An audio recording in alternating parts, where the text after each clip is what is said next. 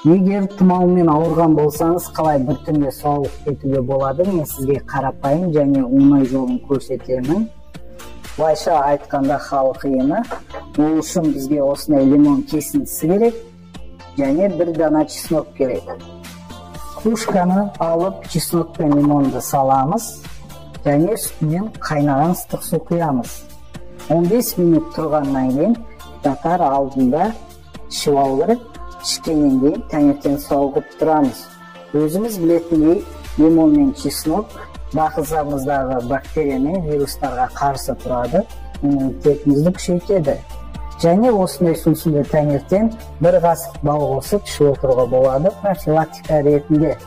Бирок байкау керек, чеснок агрессивдүүлүгүнүн, кімнің асқазанында гастрит немесе язва аурулары болса, байқап ішкен жөн. Осы ақпарат сізге ұнаса, менің парақшама тіркеліңіз.